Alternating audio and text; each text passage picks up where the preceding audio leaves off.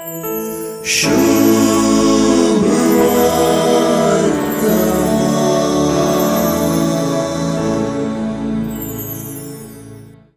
कोण मुझे उतर पाळता तो केदींच मरण देखसोना म्हणली जेजूची उतरां एक विशेष भविष्यवाणी सुचयतात.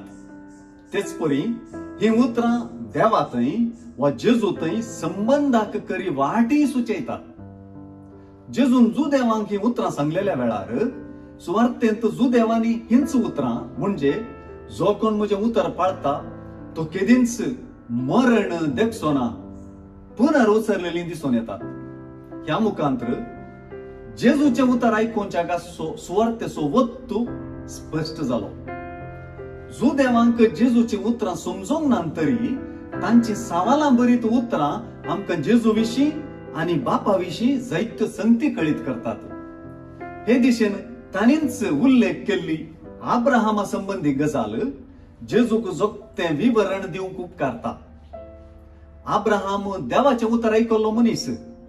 आब्राहामान देवाचें उतर आयकल्ल्या वरवींच जुदेवांनी आमच्या बापा आब्राहामा म्हणून उलो मारूंक साद जालें. आब्राहाम देवाचें उतर आयकून ते मानून घेतलोच म्हणून लोकां मोगाळ जालो. जुदेवाच्या उतरांनी हे नेनारपण दिसून येता.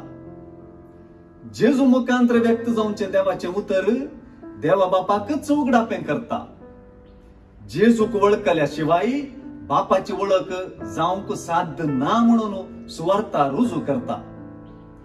सतत हांव तुमकां सांगता आब्राहामाच्या आदींच हांव आसां म्हणली उतरां जुआंचे सुवार्थेचे सुरवातेरच सांगल्ली उतरां उजवाडाक हाडतात. वेळा काळा पूर्वी शब्द आसुल्लो, शब्द देवा सवाय आसुल्लो, शब्द देव जावन आसुल्लो म्हणची सुवार्ता म्हूण धरून शब्द मनीस जालो आनी आमचे मदें जियेलो म्हणटा. ह्या मुखांतर जेजूचे पूर्व अस्तित्व वा आब्राहामा आदींच ताचे अस्तित्व रुजू जाता.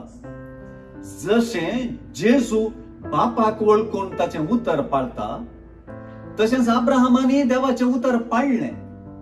हिस्स देवाचें उतर पाळपाची चाल सर्वांनी पाळूंक जाय म्हणून जेजू उलो दिता. हे उतर जेजू मुखांतर परगट जाता म्हणचे महत्वाचे. जो कोण मुझे उतर पाळता तो केदींच मरण देखसोना वा जो कोण जेजूचे उतर पाळता तो जिवीत जोडता म्हणची भविष्यवाणी आज आमचे थंय खरी जावंक जाय.